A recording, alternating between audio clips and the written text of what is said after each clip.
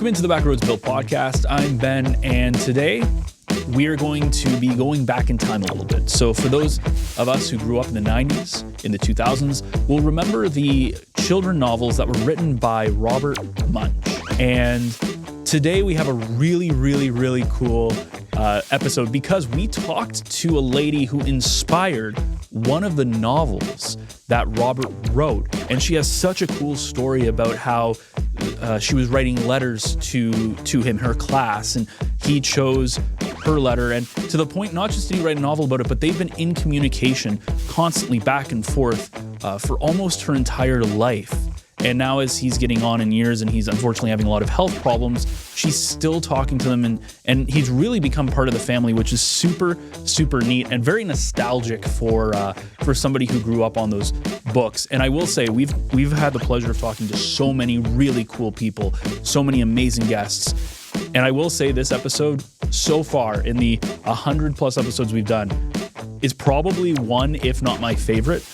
Not to put down any of the other episodes we've done, but just because this was such a cool nostalgia trip for me and probably for many of you guys listening as well. But before we get into that, we do need to thank today's title sponsor, the North Bay Regional Health Center Foundation.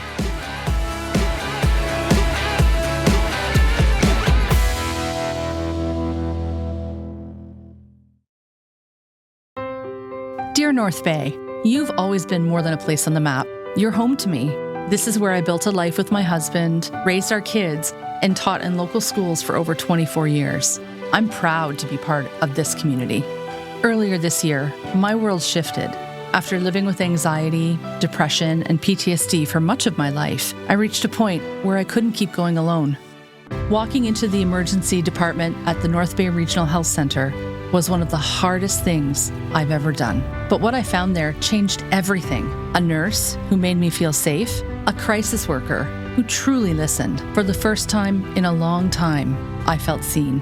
That care gave me hope, and it inspired me to give back by supporting local healthcare so that others in our community can access the same compassionate care I did. If my story resonates with you, I hope you'll consider supporting the NBRHC Foundation. Please visit nbrhcfoundation.ca or call 705-495-8125 to give. Because mental health is health. With gratitude, Tiffany Van Meer. So today we have on a guest who has a very interesting connection. You might remember this name if you were a child, I would say within the last 20 years or so. And it definitely, when Bill brought this up for the first time, I definitely went, oh yeah, I know that person. And so today we are talking about a very well-known author here in Canada, children's author Robert Munsch. And we're talking about we're talking to a woman who inspired one of the books and has a really cool story to tell. So welcome into the Backroads Bill Podcast, Gah-Ning Tang. Welcome in. Hello. Thanks for having me. Well, here's the book.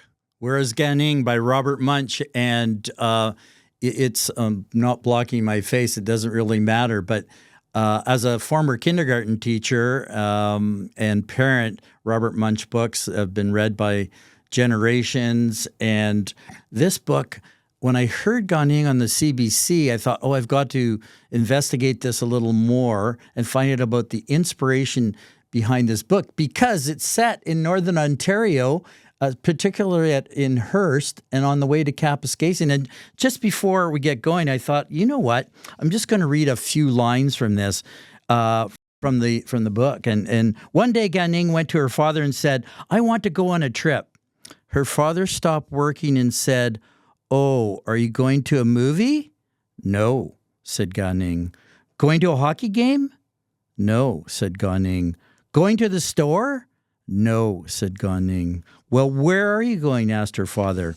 I, said Gah-Ning, am going to Kapuskasing.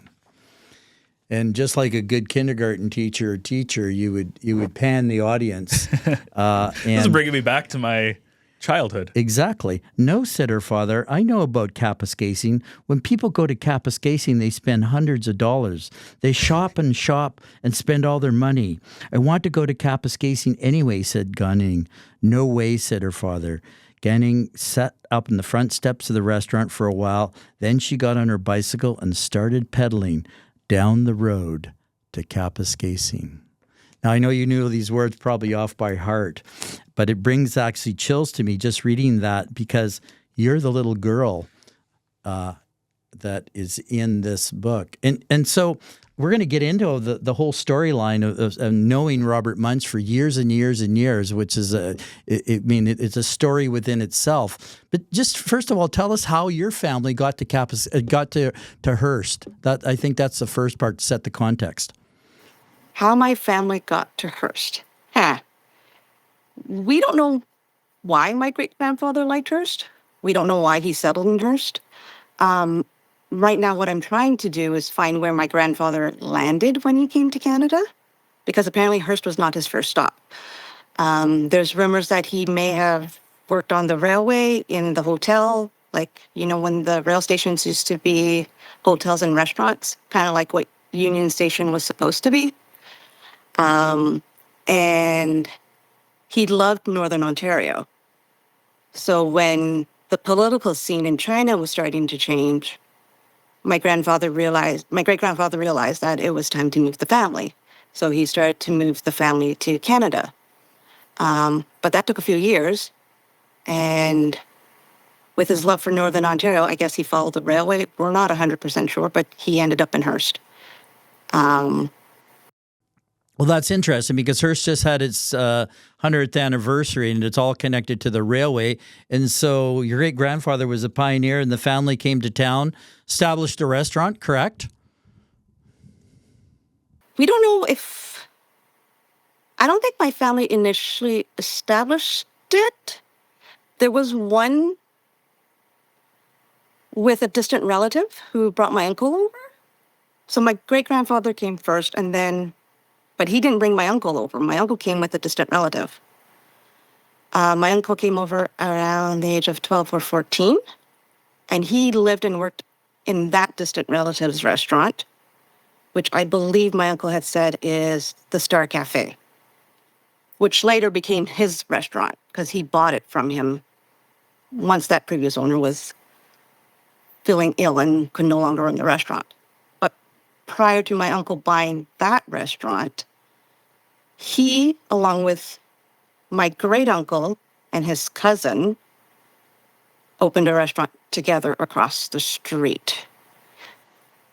Which is like, for me, that was never a restaurant. That building was never a restaurant. It was the candy shop that I used to go to, and I bought all my magazines and all my candy from. Then they relocated from that building, and they moved down to further down George Street. So they're like, both our restaurants were like down on the same street. And then my uncle and my great-uncle separated from that restaurant, bought the original restaurant, and that's what started King's Cafe. King's Cafe. Now, for the listeners and viewers, Hearst is west of Cochrane, west of Kapuskasing, on the Highway 11, one of the Trans-Canada highways in Northern Ontario. And if you went from west of Hearst, the next 2 hours away would be Long Lac, and so it's up there by latitude. And how old were you when you started reading Robert Munsch books, or had books read to you about Robert Munsch? I was 8. I was in grade 3. It was actually when I started to read. My parents wanted to introduce me to books, but the challenge with my parents introducing me to reading and books is they read Chinese. They didn't have the time to teach me how to read Chinese because they were busy working in the restaurant. So in grade 3, my grade 3 teacher was frustrated with the lack of books in our schools, or the lack of books that we had access to. We didn't always have access to the library, according to her. So she would buy her own books. She would write to her mom and her sister in Sarnia and ask them to buy all the little Robert Munsch books, not the big ones. She'd ask for the little ones because she didn't have that much money. And then originally she'd get the bigger ones. So our classrooms was filled with Robert Munsch books, as well as Judy Blume's, Bernstein Bears, and other books. And it was a nice escape. Like, I could hide in the restaurant somewhere and read a book and be left alone. All those beautiful books, and they are beautiful books in our childhoods. And so what prompted you to write a letter to Robert Munsch? And it's really the beginning of a love story. I was intrigued by letter writing. we were in a, I was in a grade 3-4 split, so we were learning letter writing at the same time. And we, as a class, wrote a large letter to Robert Munsch on chart paper. And we sat down in a circle. We each added to each paragraph. Once we sent the letter, my grade 3 teacher had sent it to the publisher. And about, I want to say 2 weeks to a month, Robert Munsch had sent a letter back. And on that envelope, the return address was actually his and not the publisher's address. So my grade 3 teacher, encouraging us to do letter writing, asked if anybody in the class wanted to write to Robert Munsch on their own. And there was this line in front of her desk waiting for the address. Yeah. Exactly. Hands up. And I don't know if everybody wrote, but I do remember one girl writing as well as myself. And in grade 3, we also did show and tell. So she had received a letter from Robert Munsch, and she had a signed copy of Something Good along with a bookmark. I'm like, oh, that's cool. I just wanted a signed book. And then not long after she received her book, I got a letter from Bob, and there was no signed book. There was no bookmark. I was a little disappointed because I'm 8. All I know is this book. I just wanted an autographed book. But I had the original story to Where is Gah-Ning with that letter. That was the first letter. At 8, I didn't know what that meant. And even though he talked me through the entire process, until Bill reached out to me, I don't think I realized the impact of the book. Because all the interviews up until now, Bob had put forth my name. I'm just another storybook kid. So it was interesting. Like, I have small little snippets through the book where I realized the impact of it, but I'm still just the storybook kid. Just me. I don't see a bigger impact. Yeah. Well, the other interesting part, and of course at the back of the book, Robert talks about the inspiration and the story in visiting Hearst. But on your original letter, you drew a picture of the little girl in the balloon, which you still have that, and that was really important. So it set the whole process in motion. And he wrote the book, and the next thing you know, what does it mean to an 8 or 9-year-old? And then your life starts, and you continue to correspond with him. Why do you think that? Why do you think that occurred all the way through into your adult life? I like the conversation, and I like the communication of letters. For 2025, we use emails, we use instant messaging. We do write in some form today, but there's something different about letter writing, especially when you do it by hand and you're not typing it. You're actually sitting down. You're focused on the words. You're focused on the letters. You're focused on the story that you're telling. And I've always loved writing stories. I've always loved drawing pictures as a kid. It was my escape. It was me just living in my head because I needed something to keep myself busy when I didn't want to deal with the restaurant, or I didn't want to work in the restaurant, or I was giving my parents gray hair. And then as I grew older, I learned that Bob loved writing letters too, and he really enjoyed it. So I think it grew from the fact that we both love letter writing and we both love telling stories.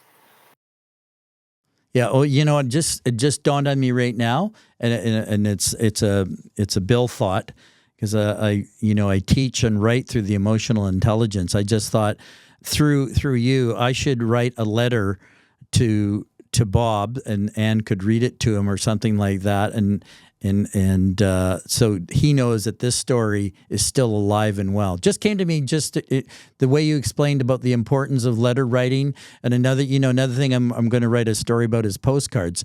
People love receiving postcards, and they still love receiving letters. I don't care what it is. There is that intimacy and that link with cursive writing and a person's thought and how it ends up on paper. Anyway, that's a whole other topic. But anyway, maybe we'll get to that, because as I get to know you, and I have come to know you, and I want the listeners and viewers to understand that this has taken a while to come to be. And I don't want to say you were reticent about it, but this is a kind of really important, this is someone's life, actually two lives that have gone like this over time. And I think it's a wonderful story in itself. And I know you'll over time, you'll continue to put this all down on paper. But tell us a little bit about growing up in Hearst. Growing up in Hearst? Well, the Hearst I grew up does not exist anymore. It doesn't look like Hearst does today. I was just talking to a friend the other day about it. I'm like, the buildings still look the same, but they have a facelift and they have a makeover. But the dental office that was once the Moonlight Grill, my Uncle Eddie's restaurant, still looks like the Moonlight Grill to me in my head.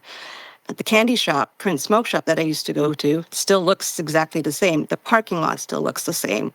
Clayton Brown Public School still looks the same. Because Secondaire de Hearst High School still looks the same, although Hearst High School is no longer in that building because Harris amalgamated the school boards.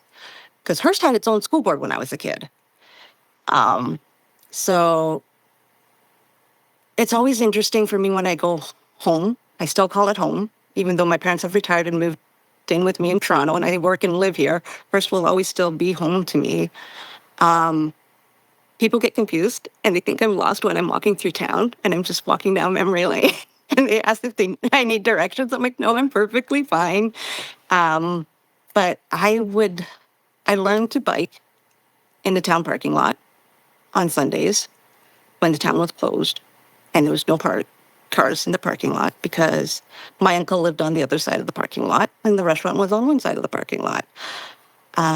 We did Terry Fox runs on the fitness trail with school. We did camping trips with schools. I've had 3 camping trips. I loved it because school was what introduced me to camping. But if you ask me to camp by myself, I'm going to say no because I have no camping skills. But if you say, hey, I have camping skills and I'll go camping, do you want to come with me? I'm like, yeah, I'll come. I'll do the backcountry camping with you too. I don't need a bathroom. I'm good. But I loved the northern sky. And we don't see that here in Toronto. For me, I say it's a depth, but I think there's a proper word for it, and I don't know what it is. But I find that the northern sky is deeper, it's bluer, it's darker at night.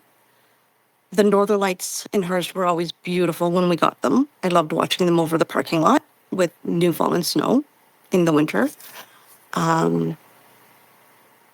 We used to run through the back alleys, which are all now fenced off, because we used to run from one restaurant to the other. We got in trouble a few times with that. And I was just, in my correspondence to Bill recently, I was just really sad to realize that the sawmill was our old ice cream shop. So we used to have an ice cream shop on that corner that my father used to take us to every Sunday night after the restaurant closed. And occasionally my grandma would join us. And I recently had learned the reason why the reason why my father had did that was because my grandmother had insisted that he take us out and spend time with us because he was always busy in the kitchen because, well, he was the cook. Yeah. Well, it's important, here's that bicycle that you learned to ride probably, and the moose is there. Because when Bob visits Hearst many years later, he talks about the moose at the end of town and walking down on that day. But tell us now about that relationship with Bob as you continued to write over him over the years and as you matured, how that, the ins and outs of that. They become more grown-up problems. We start writing as equals. Like, despite that there is a bigger age gap, we're no longer writing as an adult and a child. We're writing like we're equal. So he'll write about his frustrations. He wrote about his addictions and spoke about them when I went to visit, and his struggles with that. He had wrote about his earlier signs that he knew something was wrong before he was diagnosed with dementia and Parkinson's. Sorry, because initially they thought it was Lewy body, which was the roughest. And it was just, he's human. And it's just, you share, I want to say a lot of the letters were complaints, but you share a lot of emotions, a lot of stories, a lot of connections with each other. It's like, yes, I'm going through this, but then you have this famous storyteller who's going through the same thing. And it just makes you realize that you're very much the same, because we're both very shy people, although I have been told I can be very chatty. He's not so much. He puts on his storyteller face. That's what you see when he's more comfortable. And usually around kids, he's very much very, very comfortable around kids. But it became that he's no longer Robert Munsch, he's Bob, to the point that my uncle and my parents have adopted him, and he's now Uncle Bob. So it's Uncle Bob and Aunt Ann. And they're always happy when Bob visits Hearst. But like, I was surprised that Bob visited Hearst and stopped by the restaurant when he was there in 2003, 2004. Because he came back to visit me. I was in college at the time. He's like, oh, your uncle sends chicken balls. I'm like, what? I'm like, okay, I got chicken balls. Now, the first time he came to Hearst, he came to your classroom to read the book. Tell us about that. Not read, told the book. Told the book. Told the story. Yes, he told the story. He was actually testing it out. Was it? So they had called me down to the staff room from my class. They took me out of class and told me to go down to the principal's office. So I thought I was in trouble. Yeah, you're nervous. Yep. I make it down to the principal's office. They turn me around and walk me out to the staff room because it's right across the hall. I'm like, okay, what's going on? And they're like, there's someone here to see you. And Bob's sitting on the couch. And I was nervous and I was shy, and I think that was the first time I didn't know what to say. And he did all the talking, naturally. And then he signed a few books, and I think he handed a few of them to me. And then we walked down to the gym because he was telling stories the entire day. So I spent the entire day with him in the gym. And because we had split it up, I think the younger kids went in the morning, and then the older kids went in the afternoon. So each junior kindergarten went in the afternoon, senior kindergarten went in the morning. So each kindergarten class got to experience it. And I think I was sitting off the side beside him because I got to see all the little kids' reactions. My cousin was in junior kindergarten at the time, so it was cute watching him react to Bob's stories. But I remember after the first session, the morning session, he had told me it was the first time I had heard "Where is Gah-Ning" being told by Bob. And he's like, I had to change the story, Gah-Ning. I had to change it to the balloons because the kids weren't reacting to a hot air balloon. Which now, as an adult, well, that makes sense. But what 2 You were years just ago? destroyed as a kid. I want like, Fresh. why get rid of the hot air balloon? And then it's like, oh wait, what 2-year-old's gonna know what a hot air balloon is? Yeah. The other interesting aspect, I don't know if you've been asked this question, but the illustrator, Helene, did she ever meet you? No, I never met her. I have added her on Facebook, and I met her through Facebook. I do remember, and this is not an insult to Helen, but because Bob's books were famous with Michael doing the artwork, I was a little hurt that Michael wasn't doing the illustrations for my book. And I think I asked Bob about it once, or it came up in conversations like, well, Gah-Ning, I like Michael's work, but I like Helen's color palette. And when he said that to me, because I think he told it to me when I was starting to study visual arts and fine arts, and I had just learned color theory, so it hit. It's like, okay, well, yes, because if you're familiar with Helen, she is the creator of Caillou, the original creator of Caillou, not the Cinar production TV one, because she was in a legal battle with that, but she is the actual original creator of Caillou. If you look at her color palette, her red is very vibrant. Her colors are very vibrant. And Bob wanted a more vibrant color to match me and my culture, especially with the red. And if you look at the cover of Where is Gah-Ning, that red banner at the top, that was actually in our dining room of the restaurant. And Bob took that. And the red is very closely matched to what my uncle had in the restaurant.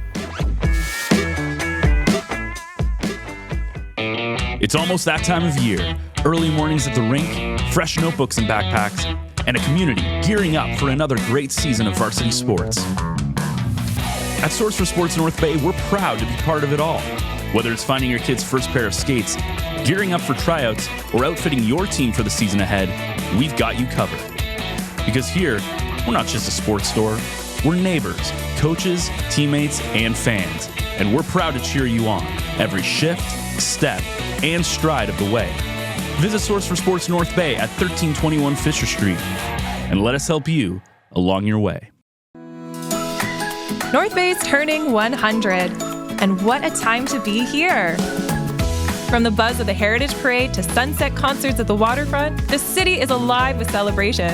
And you know who's right in the middle of it all? Homewood Suites by Hilton North Bay. We're proud to be a part of this milestone moment. Whether you're coming home from a family reunion, planning a gathering with friends, or just simply making the most of everything the Centennial has to offer, our doors are open. Stay in a spacious suite that feels like home, with a full kitchen to cook in, room to relax, and a space to unwind after a full day of fun. Are you hosting something bigger?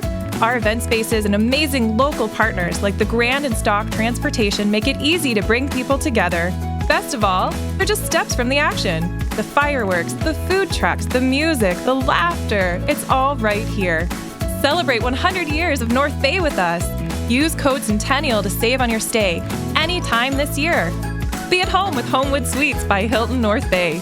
Join the party today at 495 Oak Street West or give us a call at 705-495-3000. I really enjoyed about this story, and he talked about walking downtown and the moose, and then going to the cemetery, and I'll just read a little bit here about. This is where our grandmother is buried, said Gah-Ning. Both sisters stood in the blowing snow and bowed to the grave. When they were done, I asked, "Why did you do that?" "That," said Ning, "is what you do when you visit your grandmother's grave." "Right," I said. "This wouldn't happen to be the most important thing in town." "Absolutely," said Gah-Ning. "No doubt about it," said Ning. Then we walked all the way back to the restaurant. It was dark and really cold. When we got back, I was so cold I could only eat 5 chicken balls, and that was too bad because they're really the best chicken balls in Canada. So, really the visit and everything in the book was connected or made sense to him. And I think for him, the book was a validation of just like that first letter and the storyline and doing the book. And then, of course, the lifelong of interactions that you've had, and it has carried on for how many years would it be now that you've corresponded with Bob? I actually did the math this morning. It would be 35. Wow, 35 years. And what is it that we should, for the listeners and viewers, Bob is ailing. There's been media attention. He's taken the maid option when it's at an appropriate time.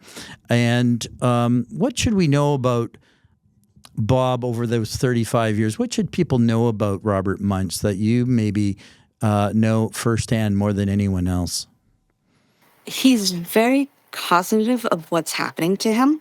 He knows exactly what's happening to him.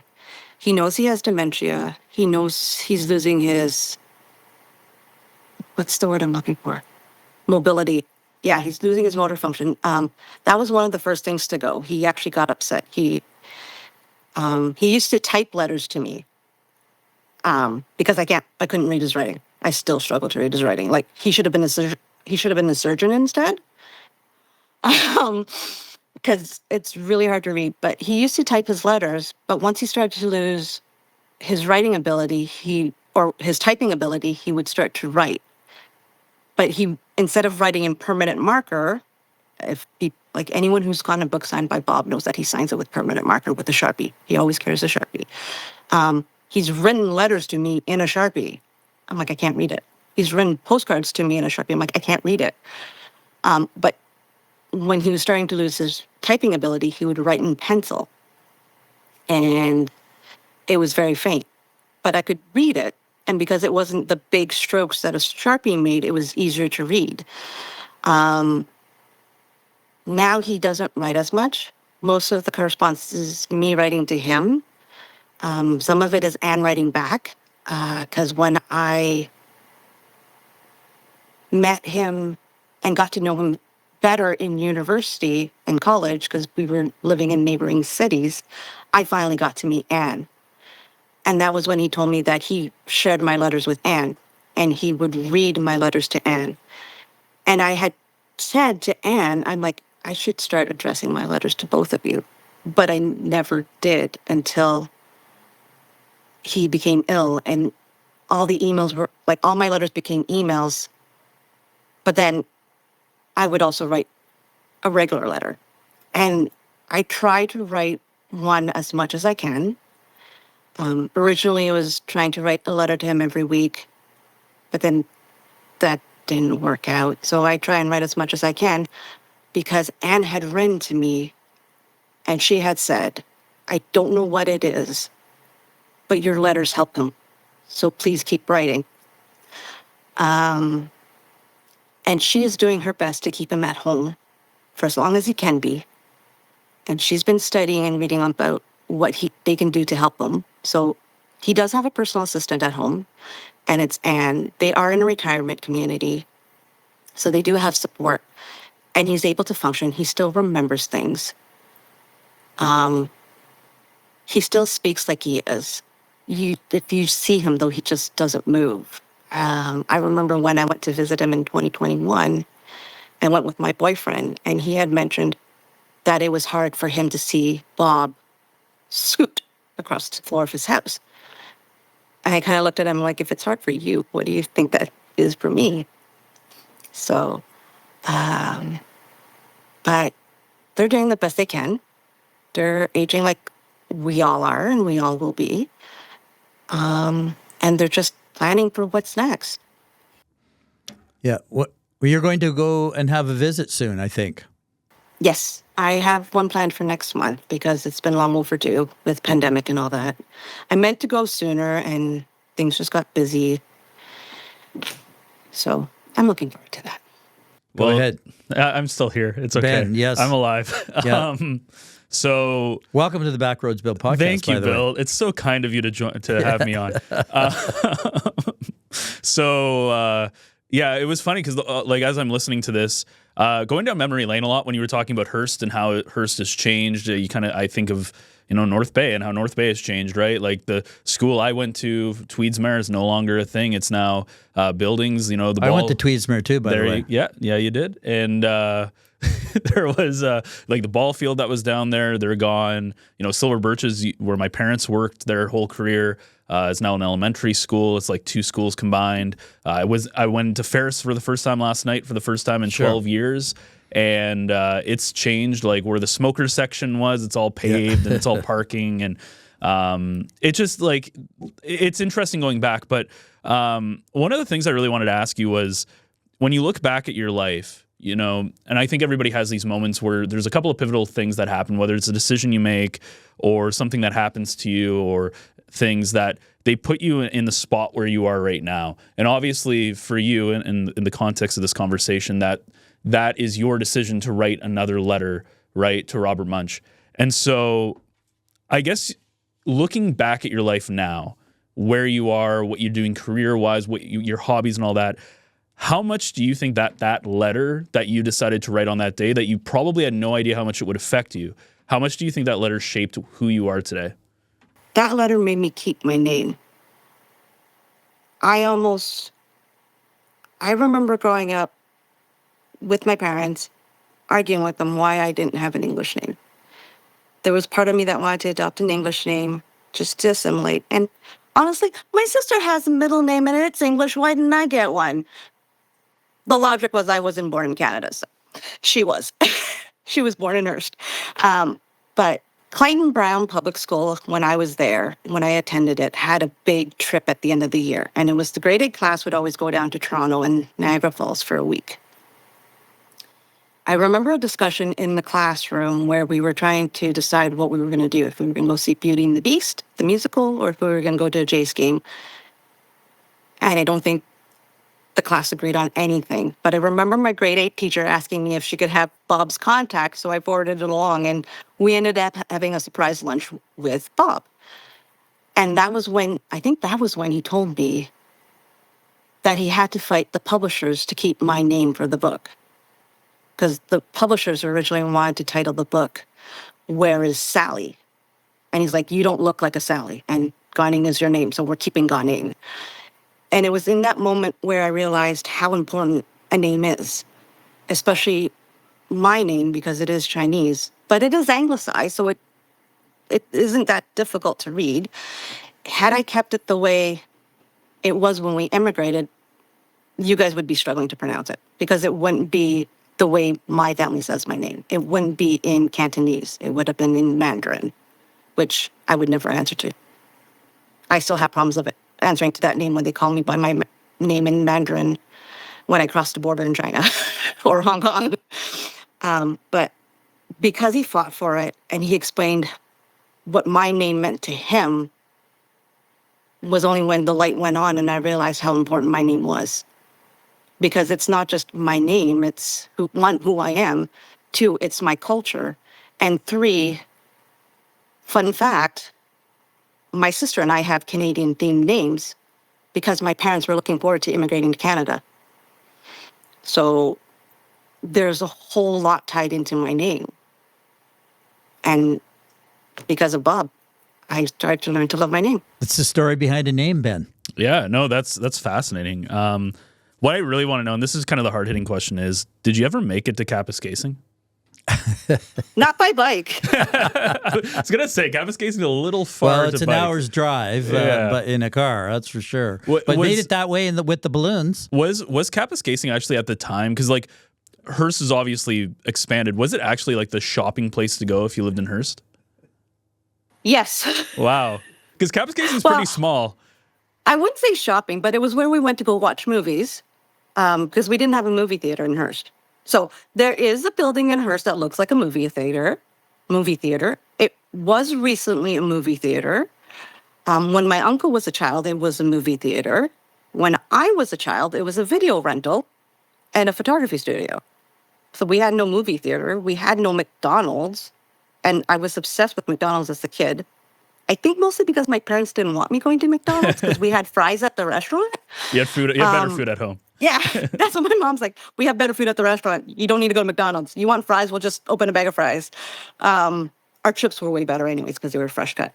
But we used to go to Cap. I used to go to Cap with my cousins to watch movies. Like I remember watching Teenage Mutant Ninja Turtle in theater at Kapuskasing, and then we'd stop at McDonald's for food. I used to go to Cap a lot with school competitions because I was part of the choir. My friends were on our sports teams, so Cap was also the rival school. So there's a lot tied between Hearst and Cap. Well, yeah, not just the Trans-Canada Highway. And have you ever read this book to a child? Multiple times. And One of our family. Go ahead. Go ahead. No, and what do you say at the end? I'm Gah-Ning? No, I don't tell them that. No, eh? Because they don't register it. They don't see it. To a child, the character on the book is the character in the book is the character in the book. You're a human being. You're real. The character is not. So I remember walking through the halls of my elementary school when I was in high school. And I can't remember why I was in the elementary school. And I had walked by the kindergarten class, and the teacher's aide was standing with the class in line. And it was the teacher aide that was my teacher's aide when I was in junior kindergarten. And I saw her whisper to one of the students in line, just like, that's Gah-Ning from Where's Gah-Ning? And the kid looked at her and looked at me. No, not Gah-Ning. Have you ever been inspired to write yourself or do anything on that side? a lot of the interviews about Where is Gah-Ning has actually inspired me to write my story as a storybook kid, but I never found a focus for it. I never knew where to start. And as I was going through trying to figure out where to start the storybook kid's story, I realized I couldn't tell it without telling my family's story. So then I started asking my family for our story, how we came to Hearst, what was happening, who brought who, what was the connection, what were Paper Sons, this and that. But then I found there were a lot of holes to that story because it's based on memory. Nothing's documented. And then to make matters worse, my mom's village, they have a tradition, but it stopped with my uncle. I think the last generation that in my family that had that tradition was my grandfather. They had a tradition with the boys. Once they became men, they would adopt a new name. So they had their coming out name. And I didn't know that until my uncle had went back to the village in China one year, and he was trying to find his father's history in the village, where his father went. But the village didn't know my grandfather by his birth name. They knew him by his coming out name. So then it leads me to wonder, if I'm looking through documents about my family history, what name would my grandfather have used? And then there's the translation. Depending on where you emigrated from in China, determine the spelling of the last name. For example, my mom's maiden name, there's 2 different spellings of it, which is used in my own family. So I never know if what I'm looking at is really my great-grandfather's paper, and then it's doing the math. What year was my great-grandfather born? Where was he here? When was he there? So I always go off on a tangent, so I never find the focus, but eventually I would like to write the story. As you could just tell, I went on this. Have you ever thought about writing children's stories or anything because you talked about how important that the book was to you and this relationship was to you. Have you ever thought of doing that, I guess, for other people, whether they're from the same background as you or not, but people, sometimes people feel a connection there to want to give back, I guess. I did. Most of it was in public school and high school. I had considered going into art school to become an illustrator. I wanted to write and draw my own children's book, kind of like Gah-Ning. But I realized illustration wasn't for me. I love to draw, but I couldn't do the different pages of different illustrations. I tend to be more fine arts than visual arts, if I can say that. So it wasn't something I could see myself doing in the long term once I attempted to do it. I still like to tell stories. I still like to write. Whether or not I move forward and later on write a children's story, I don't know, because I remember in creative writing, my stories would come, but I would never determine the audience until the story was done. I remember in grade 12 or 13, my English teacher, our assignment was to write a short story. Our teacher said, write a short story. She didn't say who the audience had to be. She just said, write a short story. So I wrote a short story. She handed it back to me and she's like, Gah-Ning, do you know what audience this is for? I'm like, yeah, kids. She's like, okay. So she handed me back my story. I'm like, and then I think I got a nail in it. I'm like, was it not supposed to be a good story? I think that's probably how Robert Munsch thinks. And this podcast has been like no other, and it's a lovely story in itself. And I'm just going to read from the back of this 1994, the book in itself, where Robert Munsch lives in Guelph, Ontario with his wife, 3 kids, a dog, and lots of spiders. He's been telling stories for many years and especially loves making them up in front of an audience of young people. However, this story started with a letter from a girl named Gah-Ning who lives in Northern Ontario. And you will always live in Northern Ontario. And thank you for being on the Backroads Bill Podcast. Thank you for having me. Well, a big thank you to Gah-Ning for jumping on with us. And I did say at the top of the show that this was one of my favorite episodes that we've done because it was like being teleported back into the grade school library. You know, being able to talk to somebody who inspired a novel, got to communicate with this man. And sometimes people will put other people on a pedestal. Like you see authors or even some of the people we talk to on this podcast, you know, they almost seem unreachable celebrity status. And for somebody to come out and to write back to this kid, to write a novel about it, and to build a bond with this little girl who was, you know, just in a classroom basically writing a novel on a whim.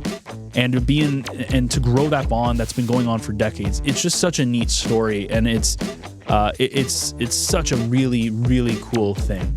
So if you enjoyed this episode, you can catch more episodes of the Backroads Bill podcast on your favorite podcast player. You can find the video version on the North Bay Echo YouTube channel. The audio version is available on almost all of the platforms that you'd want to listen to it, whether it be Apple or Spotify, etc. And of course, you can also go to our website, northbayecho.ca, where we'll have this podcast alongside a whole bunch of other local North Bay podcasts.